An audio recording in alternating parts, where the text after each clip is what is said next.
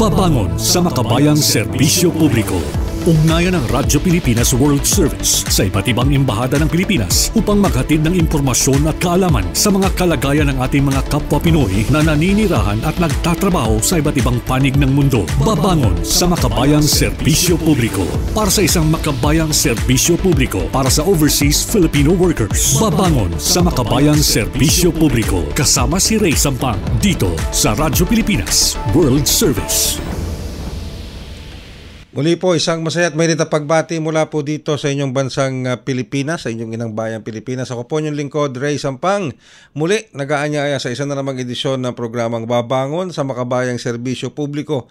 Hatid po sa inyo ng overseas station ng Presidential Broadcast Service, Bureau of Broadcast Services, Radyo Pilipinas World Service. Siyempre, kasama pa rin po natin sa ating production side ang ating mga katuwang. Of course, nandiyan pa rin sila Erwin Peñano at Stephanie Vicente. Sa ating master control, dito sa ating studio, of course, si Miss Susan Aison at Milo Janela. At si Hiro, kasama na rin po natin, nagbabalik ang ating kasamang si Hiro. Ayan. And of course, ang ating pong mga katuwang naman sa Voice of America, ang ating transmitter sites na sa Tinang Tarlac, kung saan sa pamamagitan po ng kanilang mga transmitter sites ay napapakinggan tayo sa iba't ibang panig ng mundo. Ayan. Kamusta na po kayo ngayong araw na ito? I hope you're all doing fine. At siya nga pala, tayo po ang programang ito ay napapanood po ninyo sa ating sa pamamagitan ng ating Facebook page, live page of course, at sa ating YouTube channel. Sa inyo po mga Facebook browser, type nyo lang Radyo Pilipinas at paki-like and subscribe lamang po ang ating Facebook page. And of course, gayon din po sa ating YouTube channel. Hanapin nyo lamang po sa inyong YouTube browser, Radyo Pilipinas. Gayon na rin, paki-like and subscribe. Syempre, sa ating shortwave broadcast. Ayan, sa pagkakataong ito, sa edisyong ito ng Bangon Bayang Mahal, I think this is one of the most important interviews ng ating programa dito sa Babangon sa Makabayang Serbisyo Publiko. Why did I say that? Because ito mga nakalipas na linggo, nakalipas na buwan, maraming mga kaganapan sa pagitan ng Pilipinas at ng bansang ito na talaga naman pong caught the whole nation's attention, even sa aspeto ng global interest. One thing is for sure, si Mary Jane Veloso, isa na po yun, na nakabalik na sa Pilipinas, nasa kustodiya na natin. And of course, syempre, ang kontrobersyal na dating banban na mayor na si Alice Guo. Ayan, So ilan lamang po yan sa mga nabanggit ko. At yung cooperation ng Pilipinas at ng bansang ating makakasama ngayong araw na ito. Hindi ko na po patatagalin ito. Nasa linya na po natin ang komunikasyon ng ating pong Chargé d'Affaires sa Philippine Embassy in Jakarta, Indonesia. Walang iba kundi Chargé d'Affaires, Mr. Gonoranao B. Musor. Magandang umaga po, Chargé d'Affaires Musor.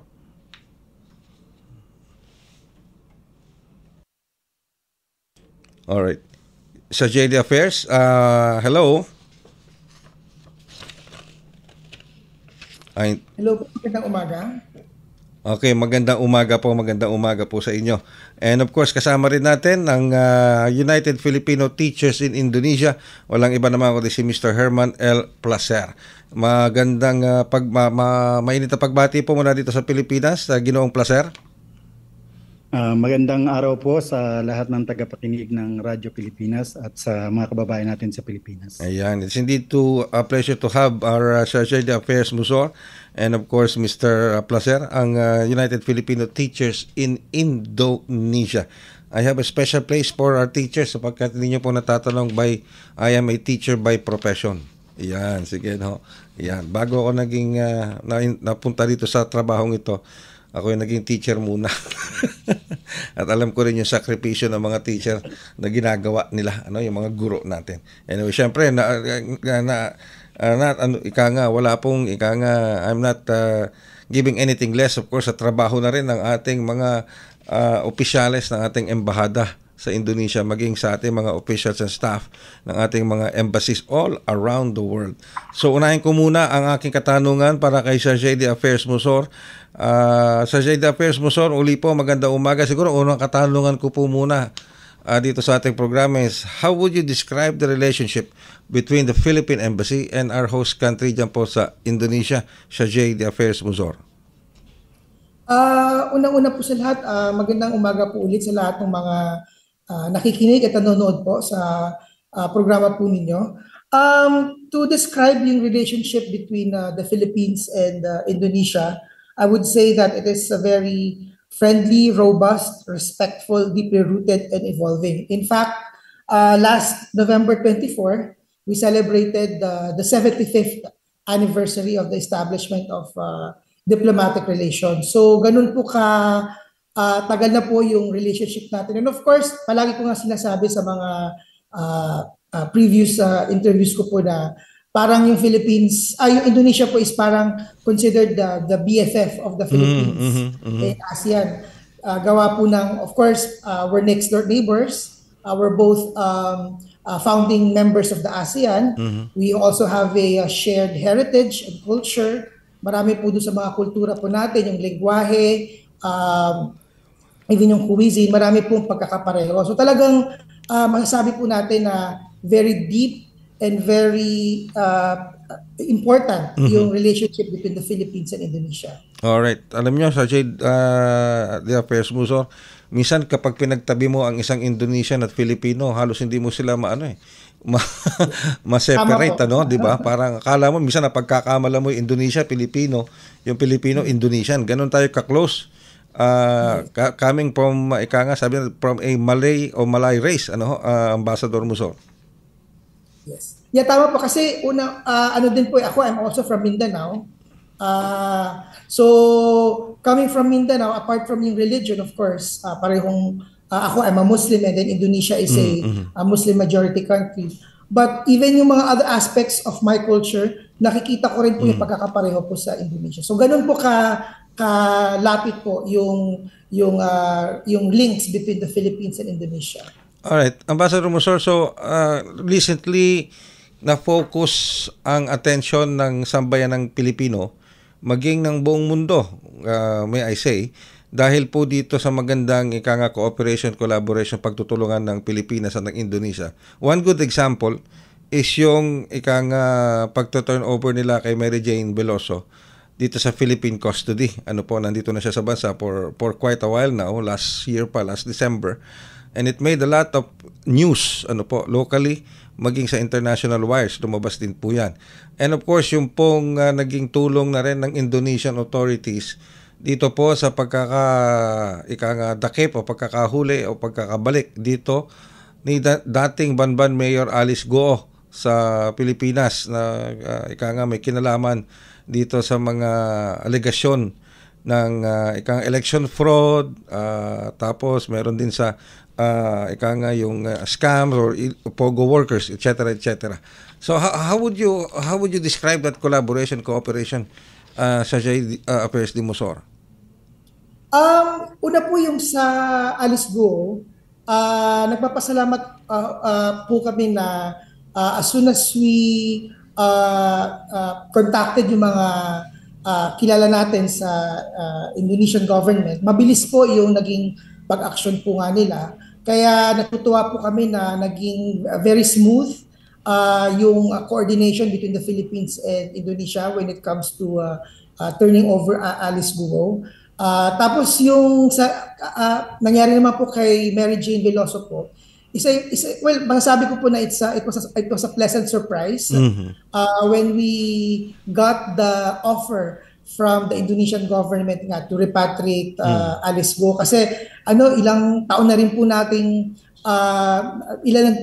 tayo naglalabi sa Indonesian government for clemency, or at the very least mawala po siya sa death row. So when we got that offer from the Indonesian government, laking tuwa po namin. And of course, immediately we informed Manila po, and salamat sa Diyos naman po, at bago dumating yung Pasko, naiuwi po si Mary Jane Veloso po sa Pilipinas. And besides that, of course, besides the diplomatic relations, meron pa tayong ibang mga bilateral trade agreements sa Indonesia, including mga security cooperation agreements sa JD Affairs Musor. Opo, marami po. In fact, yung most recently lang, we signed bilateral agreements with Indonesia on defense, cooperation, on the creative economy, on culture, At yung pinaka-latest nga po is, this was signed last year, was on energy cooperation. So ito pa lang po yung mga napipirma, and then we have many other agreements in the pipeline. Hopefully, we can proceed po with signing a bilateral cooperation with Indonesia on health. We're also monitoring a bilateral cooperation with Indonesia on tourism. So hopefully itong dalawang agreements po mapirmahan within this year. Okay, sige. So, when we say bilateral trade relations or agreement with Indonesia, ano po ba ang masasabi nating pinakamalaking trade agreement natin? Ano ba yung mga ini-export at ini-export and imports natin? Ano yung pinapadala usually ng Pilipinas sa Indonesia? At ano naman ang pinapadala ng Indonesia papunta dito sa Pilipinas? In terms po of yung sa trade po natin, well, in terms of yung Philippine exports, we basically export to Indonesia yung mga cathodes, coconut, mga tabako. And then in terms of yung mga imports naman po, yung galing Indonesia, kasama na po dito yung coal, mga palm oil.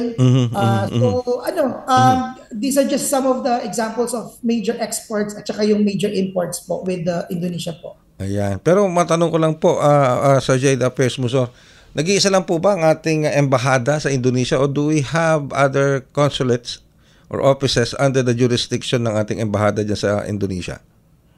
We have a consulate po in Manado, Indonesia po.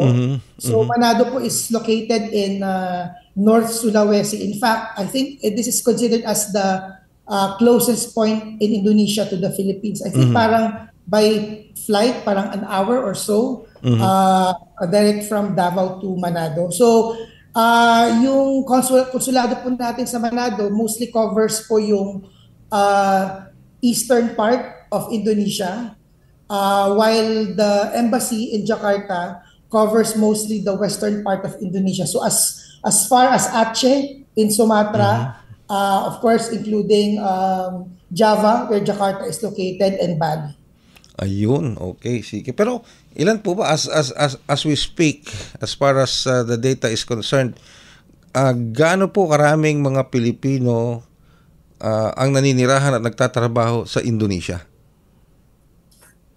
Yung rough estimate po nung Philippines, number of Filipinos in Indonesia is around 6,000. That's all over Indonesia. But when you're talking about an estimate for the Filipinos here in Jakarta, around 600. Pero nationwide Indonesia 6,000. Around 6,000 po. Those are Filipinos living and working. Ibig sabihin po niyan kasama na po yung mga legally staying there, documented Filipinos. Yes. Kasi we have to take into consideration kasi na kung mapapansin niyo masyadong mababa po yung figures po if you compare it for example to Malaysia or Singapore kasi ang Indonesia po kasi is, like the Philippines, is a labor-sending country. So wala pong masyadong employment opportunities dito sa Indonesia. Hindi po siya puntahan po ng mga Pilipino po in terms of work. But yung mga nandito po ng mga Pilipino mostly are professionals, teachers, those who work in the corporate sector. We also have a few Filipinos who are married to Indonesians or other expats. And then we also have a few Filipinos working in international organizations, including the ASEAN Secretariat. And speaking of that, sa Jade Affairs Musor, yung pong mga Filipinos natin dyan, mga professionals working there, kasama na rito, tulad nito, kasama nga natin ang ating United Filipino Teachers in Indonesia sa pangunguna po ni Ginoong Hernan R. Placer Jr. Ano po? Ginoong Placer, Teacher Placer. Pwede ko bang tawagin teacher si Mr. Placer. Kamusta na po kayo sa mga oras na? How are you doing? Ma-interview or makausap kami.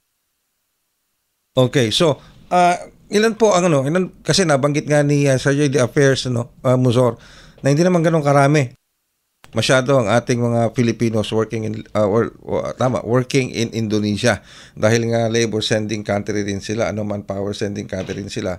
Pero meron tayong mga professional workers diyan working in specialized fields, especially tulad ngayon kasama namin kayo sa education. So how many teachers ba merong membro ang United Filipino Teachers sa Indonesia?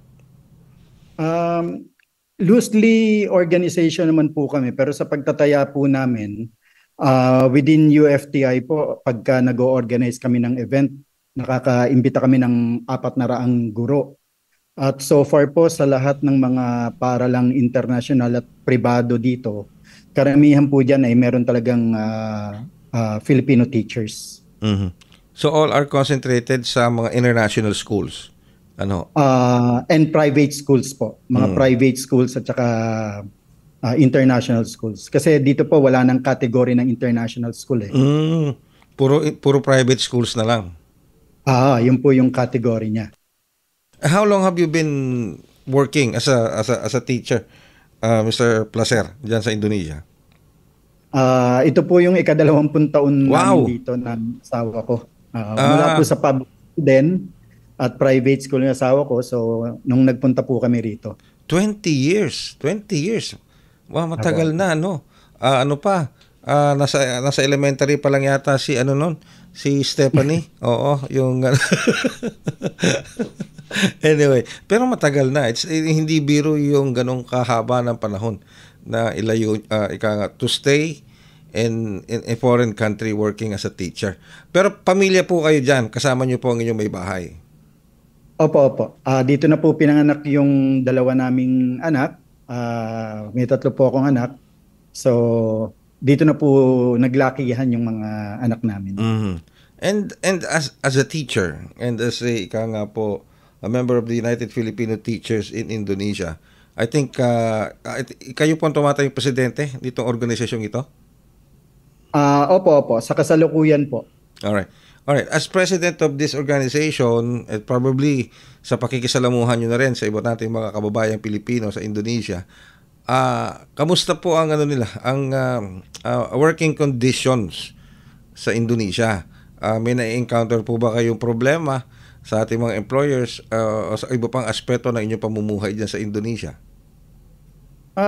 Siguro po, kung sa kalagayan ng mga guro dito, marami pa rin naman pong gurong Filipino ang nagpupunta rito kasi nga po medyo mas attractive yung sahod niya kumpara sa nakukuha niya dyan sa Pilipinas. At usually naman po, pumipirma sila ng kontrata sa legal na paraan. At yung ating gobyerno rin sinasala niya rin yung mga pumupunta rito na guro na kailangan dumaan din sila sa proseso sa Pilipinas.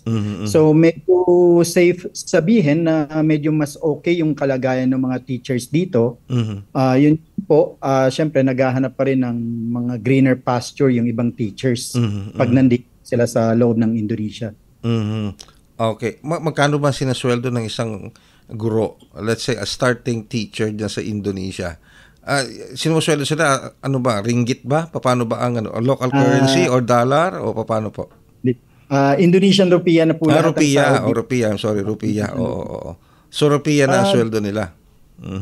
Depende po sa paaralan din. So depende sa laki ng paaralan, depende rin ho dun sa negosasyon mo kung nakakapag-negotiate ka ng sahod. Pero usually po, base rin sa mga naririnig ko, at least ang starting salary ng mga kaguruan ay nasa around $1,000.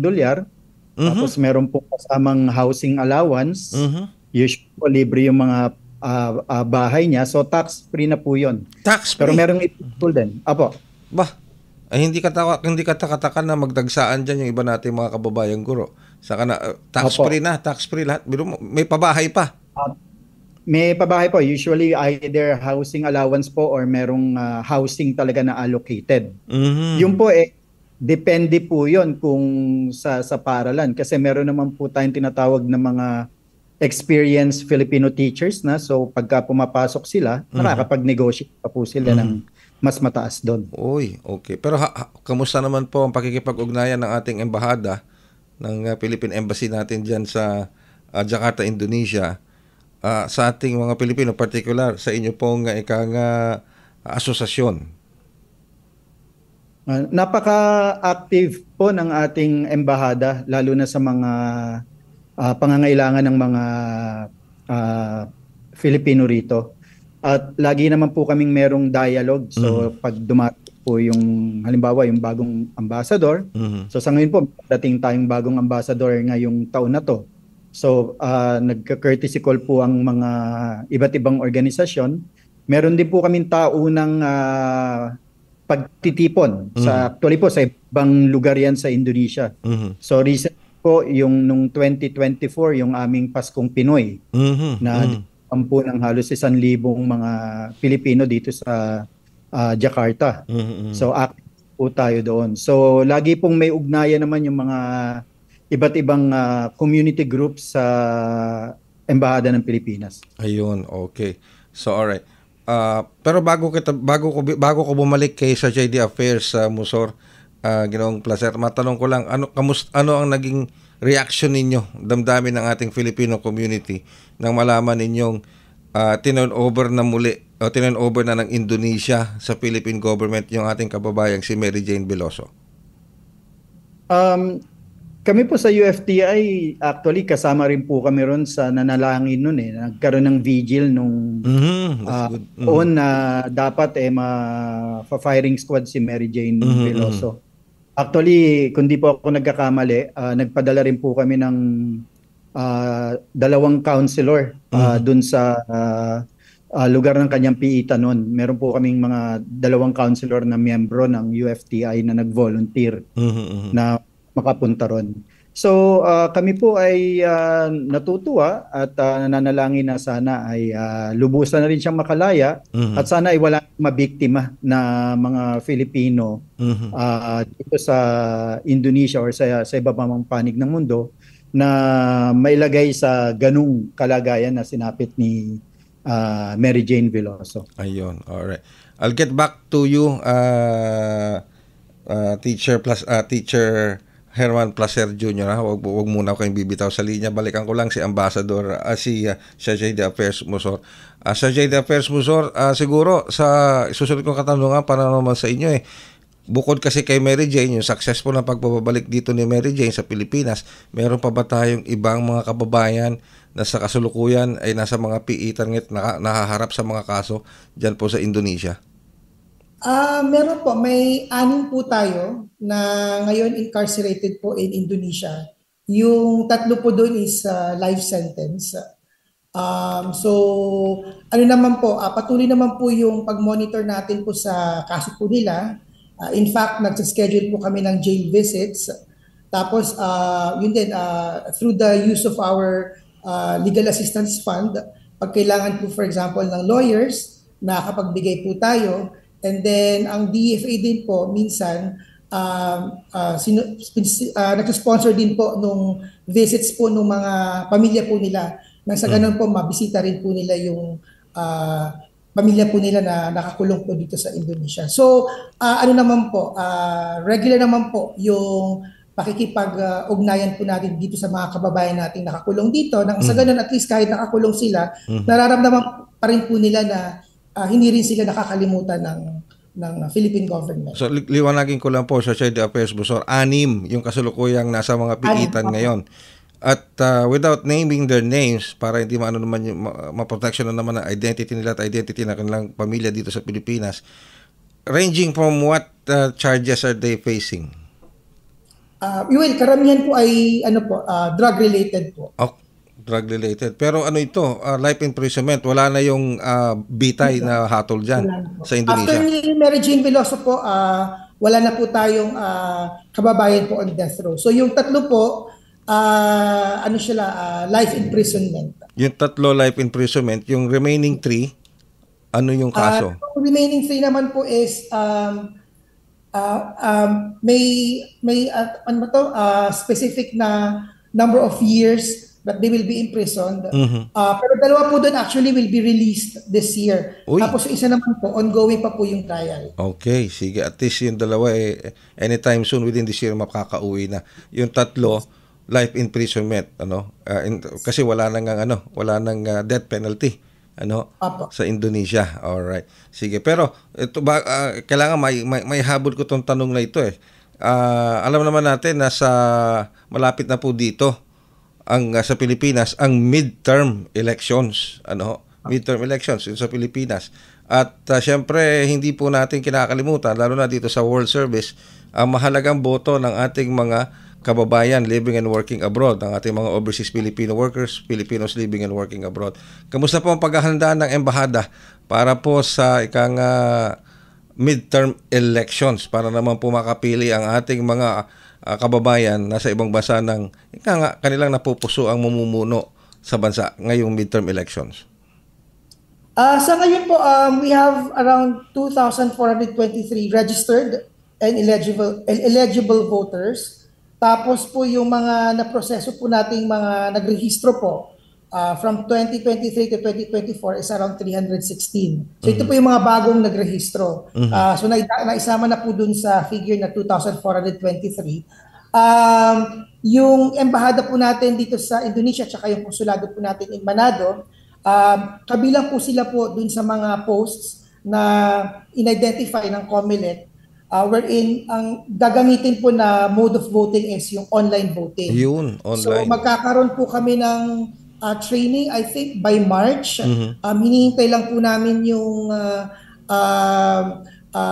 instructions from the department kung kailan po yung training. But late last year, nagkaroon po ng parang information session po with COMELEC sa Singapore. So lahat po ng mga embassies and consulates sa Asia Pacific were instructed to gather in Singapore, wherein they introduced the idea of implementing yung overseas online voting. So mas mapapadali po kasi given po na napakalaki po ng Indonesia, so it will make it even more accessible for our kababayans to vote. So after we undergo the training, we will be scheduling naman po yung mga trips natin to specific areas within Indonesia, particularly in Bali and Surabaya, Batam, and Medan, and Semarang. So magkakaroon po ng ng parang information dissemination session, and then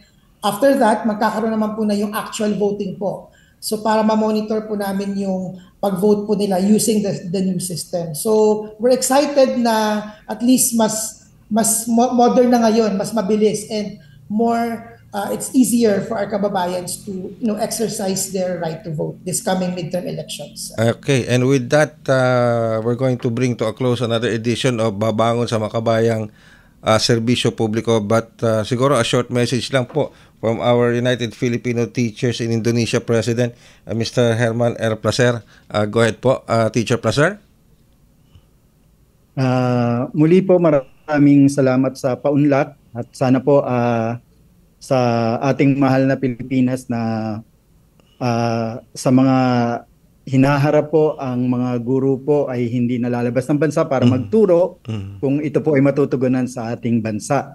So sana po ay maging prioridad na ng ating gobyerno na kalingain ng mga guro nang hindi na sila lumabas ng iba't ibang bansa para maghanap ng kaunting kaginhawaan. Alright. Yun po. Maraming salamat. Maraming salamat po, President Hernan J. Placer Jr. ng United Filipino Teachers in Indonesia. And of course, Sir J. Dapers Musor, any final words or message sa ating mga tagapakinig, taga-subaybay, taga-panood, Sir J. Dapers Musor? Well, una-una po sa lahat, nagpapasalamat ulit po kami for inviting us to your program.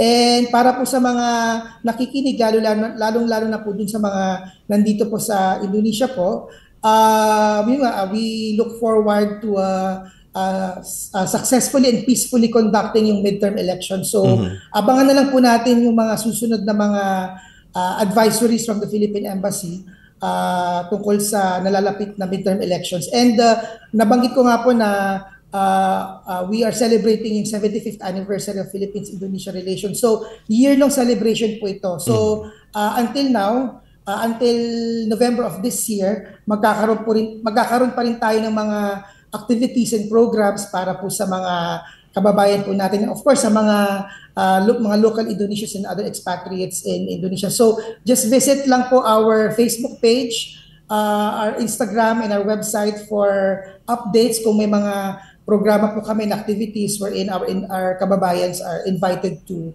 attend. So muli po, maraming salamat po on behalf of the Philippine Embassy in Jakarta. And of course, maraming salamat din po sa inyo, Sir Jada Perez-Bussor, at kay President Placer ng United Filipino Teachers in Indonesia. At ang ating pagbati sa lahat ng ating mga kababayang Pilipino living and working in Indonesia. Ako po ang inyong lingkod, Ray Sampang. Maraming salamat sa pagsama nyo na naman sa amin sa isa pang makabuluhan at napaka-informative na programang Babangon sa Makabayang Serbisyo Publiko. Dito po sa Radyo Pilipinas World Service. Babangon sa Makabayang Serbisyo Publiko. Ugnayan ng Radyo Pilipinas World Service sa iba't ibang embahada ng Pilipinas upang maghatid ng impormasyon at kaalaman sa mga kalagayan ng ating mga kapwa Pinoy na naninirahan at nagtatrabaho sa iba't ibang panig ng mundo. Babangon sa Makabayang Serbisyo Publiko para sa isang makabayang serbisyo publiko para sa overseas Filipino workers. Babangon sa Makabayang Serbisyo Publiko kasama si Ray Sampang dito sa Radyo Pilipinas World Service.